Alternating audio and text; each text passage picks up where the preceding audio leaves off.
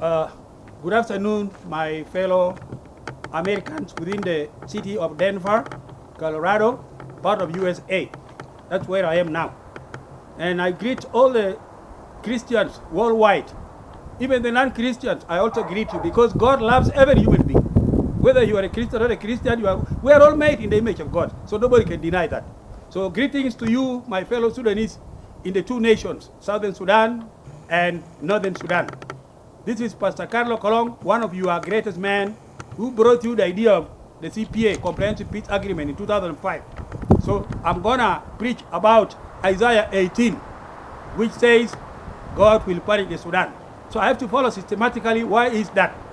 So in order for me to sit properly and preach about this chapter, I have to sit down so that you can really understand me very well. Greetings to you, the people in Europe. If it is morning to you or afternoon, good afternoon.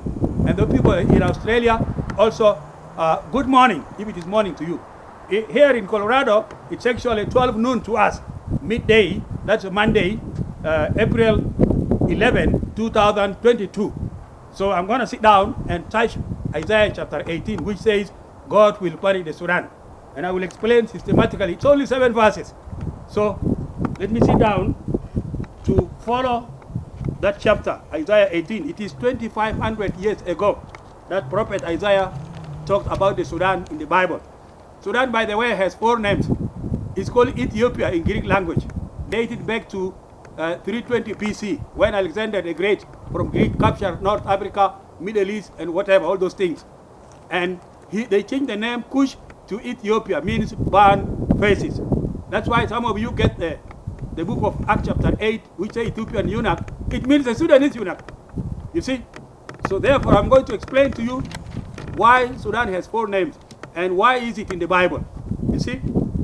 It's also called Sudan in Arabic because the Arab invaded North Kush Christian Kingdom in 1200 AD. They defeated Kush Christian Kingdom, which was established by the Ethiopian eunuch in the city of Meroe. Many of you do not know why Meroe is so popular. That's why the capital city of Kush Christian Kingdom before the Arab invaded Sudan in 1200 AD, and they changed the name Kush to Sudan, which means black people. The word Sudan means black people. So therefore, I'm going to explain to you this chapter of Isaiah chapter 18, which says God will punish the Sudan. The other name for Sudan is Nubi or Nubia. You see, if you go to East Africa, Uganda, Kenya, you still get the name Ethiopia. You see, because the name Nubia. This was the old Sudanese name. Sudan has 4 names. If you go to Kibera in Kenya, they still have the name Nubi. This is the other name for Sudanese. There are Nubis now in Kibera, and they were also in Aldamaravin, the British remnants that were taken from Sudan to go and destroy the Kenyan movement called Mau Mau. So they remain in Aldamaravin even now. The Sudanese, they are called Nubi. And also in Kampala, they're also called Nubi, because that's another name for Sudan. So we have 4 names. Number 1 is Cush, found in the book of Genesis chapter 12. 10. Genesis chapter 10 says the table of nations. That's where all the 3 sons of Noah originated the nations. The Europeans are coming from Japhet, the second son of Noah. And then Shem is the grandfather of the Arabs and the Israelis. And then Ham is the grandfather of the Arabs, of the Africans, by the way, not Arabs. So the firstborn son of Ham is called Cush, which is the Sudan today. The second one is Mazirim, which is Masri. The third one is Libya, which is Libya now. And the fourth one is Canaan. So the 3 sons of Ham, Cush, the firstborn of Ham, he led his brother called Mazirim and Libya to Africa. Now the 3 sons of Ham, Cush, Mazirim, which is Egypt, and Libya, they produced the 53 African nations, now populated the continent of Africa. Most of the time, if you ask the Ghanaians and the Senegalese and people in Zambia there, where did you originate? They will tell you, we originate from Sudan. Correct. They originate from Cush. So today, I want to expose the name Cush, the old Sudanese name. I have to explain it, why we have the name Cush. It's from Genesis chapter 10, verse 6, the son of Ham. Many historians say we are Nilo-Hamites. They don't know Ham is our grandfather. Or Cushites. They don't know Cush is our grandfather. Therefore, Isaiah chapter 18, verse 1 talks about a country full of rivers. If we talk of these rivers within the Sudan, we've got almost 12 rivers. Let me start with my own home state, that is Eastern Equatoria. We've got Kinaite River coming up to Nile and join Nile, and then from Pibor River. Pibor River is from the area of Pibor. And then we have got the Sobat River, which comes from Gambela, and most of them, they also meet in before Malakal. And then Baragazal River. All these rivers, with the tributaries, they meet before Malakal city, and they join together. They continue as what we call White Nile. After reaching Khartoum, then the one of Ethiopia called Blue Nile, they came and meet in Khartoum. So these tributaries, they meet together in Khartoum. If you are in Khartoum, you see 3 cities. Khartoum North, which they call Khartoum Bahari, and the main Khartoum, and then Omdurman. The 3 cities, they meet in the confluence of these main 2 rivers, Blue Nile and White Nile. They join together, they become Nile, then they went up to Egypt. In Egypt, they reached, a Nile Delta. There, they flooded what we call Mediterranean Sea. It's an Italian word. Mediterranean Sea means our sea. You see? Therefore, I finish about the rivers. Let me go to the other verse, the same verse actually. Isaiah chapter 18, verse 1. It says, ambassadors going with the message to Khartoum. In 2003, after God gave me the vision of We Are Not an Island, which is this book. This book, I invited more than 55 nations to Nairobi to come and give us peace. You see, I say USA, if you help me get peace, you will develop Bentiu. British, if you help me get peace, you will develop Bor. Norway, you will develop Nimule. German, you will develop Raja. South Australia, you will develop whatever. 55 nations I put in this book, February 2002. And I gave this vision. It was 2 pages. I gave to Dr. Riek Machar. He went to his office called RAS, Relief Agency of Southern Sudan. He shared with fellow intellectuals, including those of Peter Adwok. The intellectuals, they shared my vision. And then they told Riek, you send to those 50 nations, as Carlo told you. Riek sent to all those nations. They came to Nairobi, in the months of February and March, even April 2002. They managed to come and put, Dr. John Gereng and Riek Machar together.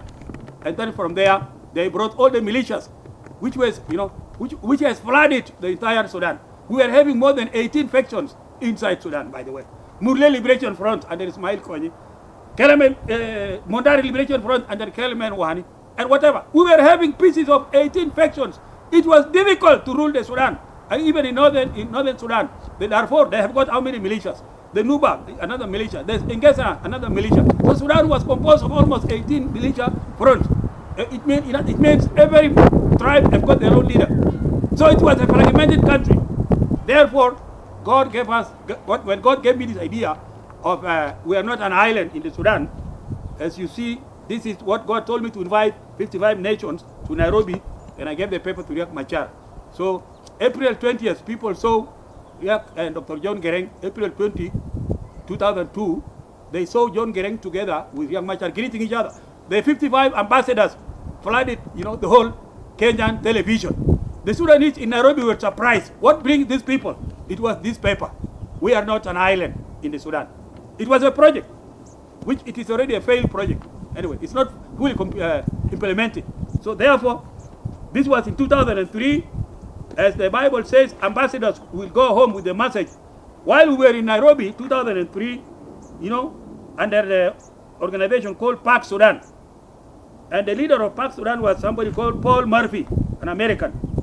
So he told us to send some people to Khartoum to take the message of peace. That was 2002. Among the people we sent as pastors to fulfill what it says, ambassadors will take the message back home to their people. Among them was Reverend Matthew Mutiang, Reverend Paul Ball, and Reverend John Jock, and Reverend John Bos, Rev, and Reverend Peter Guy Lual, and Reverend Aban, that is John Aban. And then among those people, there was a politician called Philip Ubang from Pachala. He accompanied the pastors going from Nairobi to Khartoum, taking the message of peace. So this one is fulfilled. Ambassadors go home with the message. They went to Khartoum to tell Umar that it is time to sign peace. It is time to have peace. In which, of course, it happened later on, 2005, that peace got materialized. And if I go to the same verse 3, Isaiah 18, it says, a flag will be raised on the mountain top. This flag is biblical. The SPLM flag is biblical. You see, before going deep, there are only two flags in the Bible. The first flag in the Bible is found in Genesis chapter 9. That is the rainbow. Number 12. Genesis chapter 9, verse 12. The rainbow. When God punished all human beings with the flood, he only left 3 descendants. That is the 3 sons of Noah, who later came and populated the whole earth again. God killed all the population of Old Testament because they were disobedient, like our present generation today. How many people refuse the Bible? How many people refuse God? Like in the time of Noah, God was very angry, so he destroyed more than 12 billion people through the flood. Not just the COVID-19 that we are fearing now. That one was worse than what we call COVID-19. Because God was so angry, like even today, God is angry. That's one of the reasons why he sent us several diseases. In Deuteronomy 28, he sent us several diseases because God is angry. Human beings refuse God, they are maker. So that flag is called rainbow. That was the first flag in the Bible, Genesis chapter 9. So this is the flag of God. It has 7 colors. You know, the number 7 is a unique number. It talks about God. You know, God made the whole world in 6 days. The 7th day, he rested. So the flag of God has got 7 colors. It's called rainbow. The second flag now is the Sudanese flag, found in Isaiah 18, verse 3, where Isaiah said, a flag will be raised on the mountain top. So in 1983, when SPLA captured Jebel Buma, what you call within the Pibor area, the SPLM captured Jebel Buma 1984, the first time. They came with the flag, biblical flag. They removed the flag of Khartoum and they fixed the flag of the Bible on Mountain Boma because it says the flag will be raised on the mountain tops. Now this flag is in Nuba Mountains, in Ingesona Mountains, in Kimotong Mountains, in Juba Mountains. This flag of SPLM is biblical. SPLM, wake up. You are a biblical group. You are a biblical generation. But you are still ignorant of the Bible. And that's why I'm preaching to open your minds. Who brought the CPA? This is the man who brought the CPA. Riak should be asked. Riak should declare this in the public, in Parliament. The reason why Riak is always in home arrest, because God is arresting him. He refused to tell the truth. In 2009, when I went from USA to him, May 15, 2009, I went to the office of Riak. He greeted me nicely. Welcome back, Reverend Carlo Colom, the father of Sudanese peace of 2009. I told him, okay, let us take a picture. The picture is actually in one of my Facebook. This the same book, actually. I produced this book 3 times in Kampala. I gave to Riek Machar. I gave to Salva Kiir. I gave to whatever. Even Pagana Mundi. They all have my book called We Are Not an Island. The picture of John Kereng is there. The picture of, the Khartoum leaders. The vice president of Omar Bashir. His picture is also there. The one who signed TPA in Nairobi. So imagine, I did not hide the truth. Why is Riek always in home arrest? In South Africa, home arrest. In Khartoum, home arrest. Because he refused to tell the truth. You did not declare to the nation that the man who brought the CPA is Reverend Carlo Colom. He brought from God. You did not declare this truth, Mr. Riek. That's why your army is being fragmented every day. Because you don't want to tell the truth. You will remain in home arrest because you don't want to tell the truth. You don't want to tell the Sudanese nations, Khartoum and Juba, that the man who brought the CPA is Reverend Carlo Colom, a man of God. But I know Sudanese don't believe in black Moses. They say they are waiting for white Moses. When God picked Moses from Saudi Arabia, go to Egypt, after 400 years of slavery, the Israelis suffered under the Egyptian government. So God picked Moses from Saudi Arabia, go to Egypt, take your people back home. 430 years in exile. When they went home, the Israelis, I know some of them obeyed the command from Moses because it was God who gave Moses power to take his people back home. So in 2002, God gave me power to take the Sudanese back home. The Sudanese who were refugees in Kakuma and in Buyale, also in America. What God told me, take them back home. 2005, did I not bring you up to Sudan? You the Sudanese, shame on you. You don't recognize black Moses. It's up to you. War will continue. Because you say God cannot use a black man. Who told you? God made every human being. I'm made in the image of God. God has a right to give me a message of peace. So I brought it in 2005. That's the idea God gave me. It's called We Are Not an Island. Here it is. 51 books are in Amazon, even now. If I was a liar, God cannot give me many books. Do you see why? So therefore, the flag was raised and Boma mountain within the area of Murle. That's what Isaiah said. A flag will be raised on the mountain top. Now again, let us go to a trumpet. It also says a trumpet will be blown. When SPLM was in Ethiopia, they were given the former radio Voice of the Gospel. Radio Voice of the Gospel was a Christian radio in Ethiopia. By the way, I spent 10 years in Ethiopia. In 1991, I was in Addis Ababa. When Addis Ababa agreement was signed, I was in Gambela. We refused the agreement. By the way, we were an opposition group. Some of us did not want Addis Ababa agreement to be signed because it was very shallow, in which Nimeri later said it was not a Bible, not even a Quran.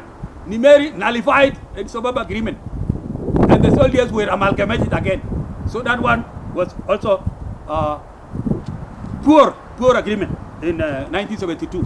So therefore, I'm trying to tell you, in Ethiopia, the SPLM in Addis Ababa, they blow the trumpet, to fulfill what is in Isaiah 18. Isaiah 18 says a trumpet will be blown. So they blow the SPLM trumpet for 8 years over that radio called Radio Voice of the Gospel, which Mengistu actually nationalized. It was actually a Christian radio. It was called Radio Voice of the Gospel.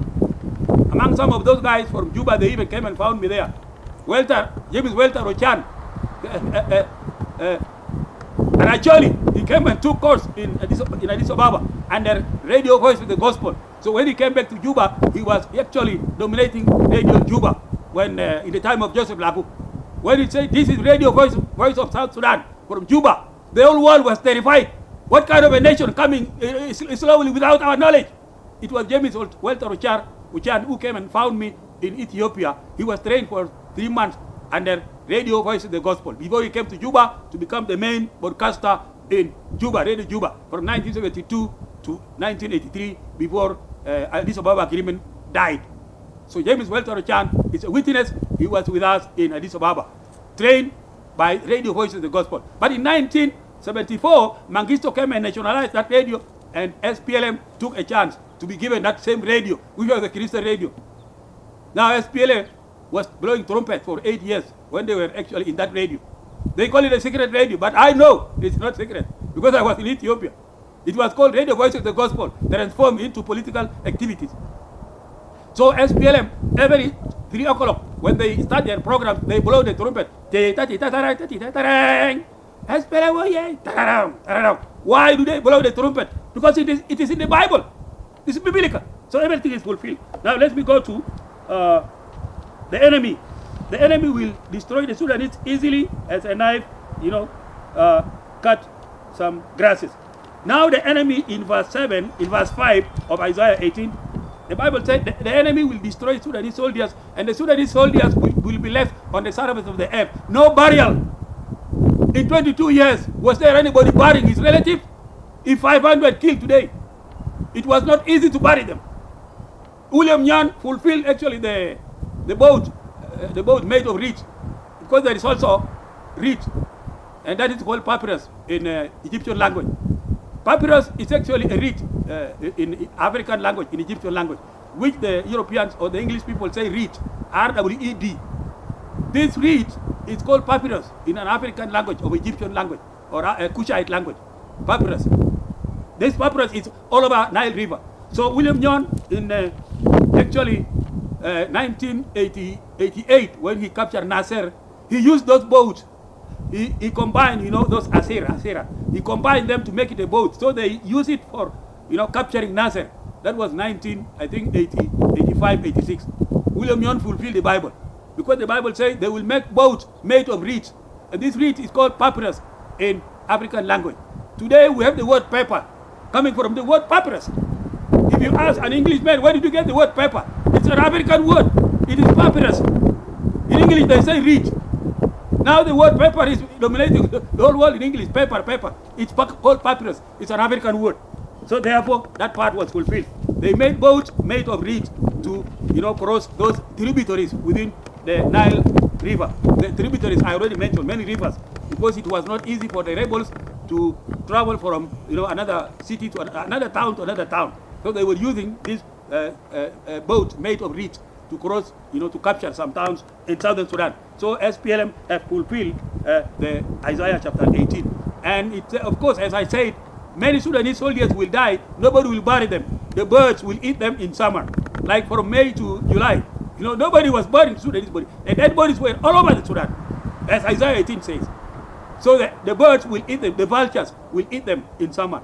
And then the wild animals will eat them in winter. Did it not happen?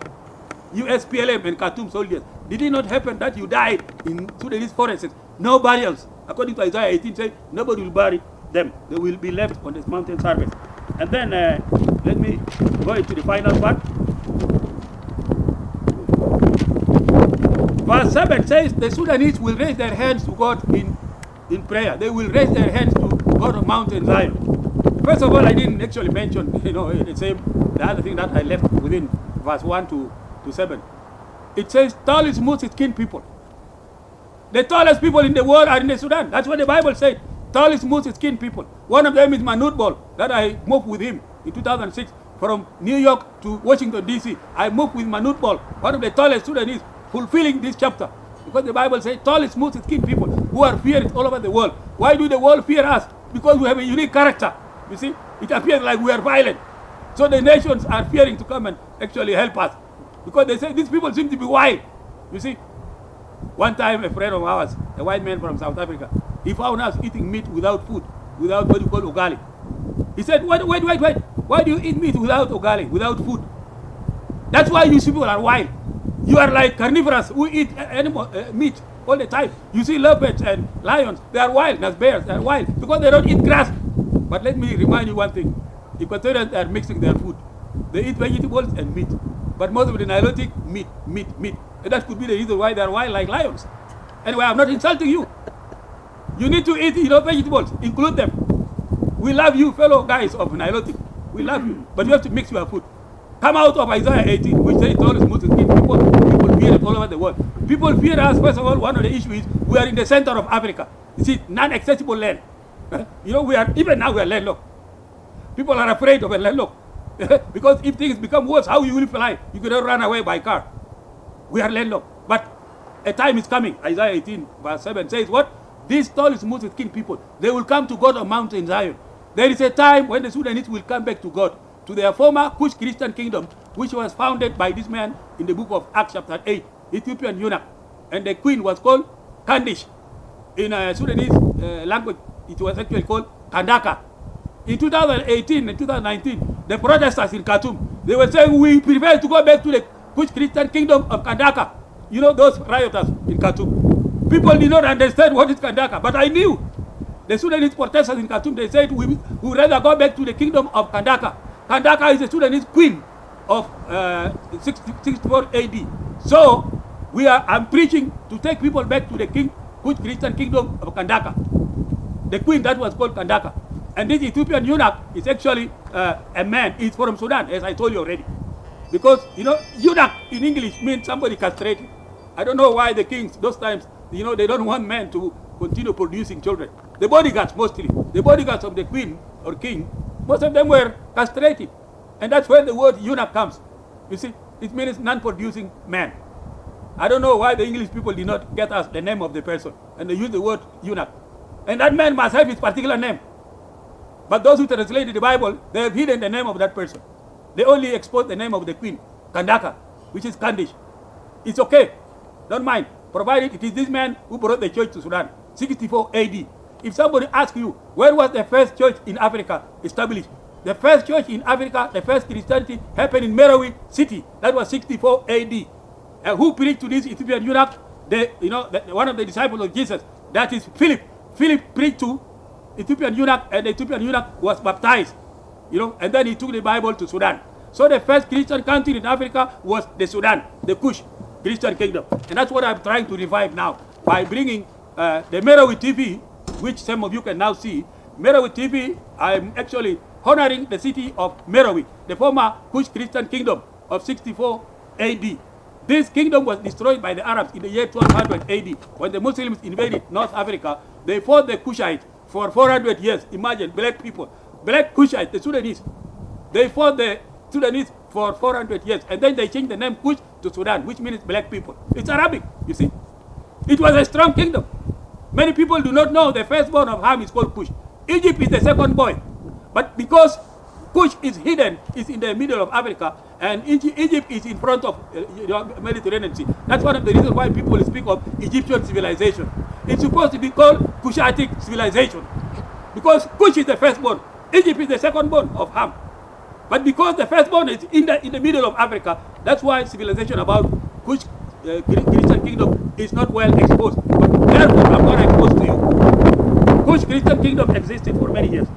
So I think in conclusion, I'm just going to say, verse 7, when Sudanese raise their hands to God, when they raise their hands to God, according to Psalms 68, verse 31, he said the Sudanese will come back to the God of the Bible, the God of Abraham, Ibrahim, the God of Isaac, Isaac, the God of Jacob, Jacob, the God of Joseph, Yusuf, the God of Solomon, Suleiman, the God of David, Dawood. You see, these are all biblical names, in which many of you do not understand that. So, I am coming to my end. The present peace of April 3rd this month, both SPLA-IO and SPLA-IG, they agreed on the 3rd of April this month that they are going to unify the soldiers. They agreed, even Riek agreed to come back to the IGAD and whatever meetings after he rejected those meetings. But later on, within the next day, April 5, war broke out in Bentiu. Even now there is war in Bentiu. And that's one of the reasons I always ask, can a criminal correct a criminal? Who unified, who made them to get unified? April 3rd, this month. It was the vice president of Khartoum, Mohamed Dagalo. He came and gave Juba peace, and that peace expired after just, one day. War broke out in Bentiu again. And that's why I said, can a criminal correct a criminal? Can a thief correct a thief? Can a liar correct a liar? Can a prostitute correct a prostitute? Can a clean man, a dirty man clean a dirty man? Can blind lead blind people? Can a liar correct a liar? Shame on you, Sudanese in Juba and in Khartoum.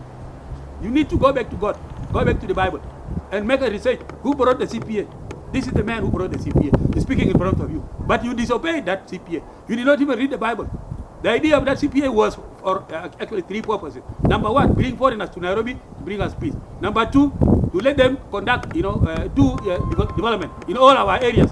Now, up to now, Juba to Nimule, only one tarmac from Juba to Nimule. One tarmac for the last 15 years. When will a tarmac from Juba to Bor to Akobo B? When will a tarmac from Juba to Terkeka, to Raja, to what? When will it be?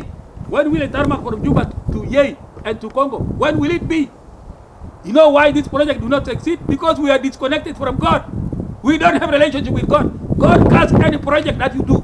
Any project you do very excellently, God will not make it fruitful. Because your heart is dirty, spiritual. You have killed the people of Sudan. You have stolen the money, the salaries of the people. And how can the project succeed in the hands of non-Christian people? This is one of the reasons I repeat these 6 questions. Can a criminal correct a criminal? Can a liar correct a liar? Can a thief correct a thief? Can a president correct? It is impossible. Every time the answer says no.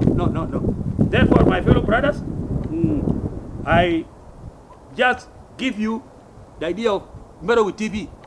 Watch Merowe TV so that you know why there are no salaries for 8 months. Because people are non-Christians. They don't respect the children of God. If God knew that there was no food in the Sudan, God would have not made new children. God cannot make new babies even though there is a famine in the Sudan. The reason why God makes children because He knows Sudan is very rich, full of oil, full of minerals, full of vegetables. So therefore, you leaders, why do you deprive the children of God their rights? And that's one of the reasons why you don't give these people salaries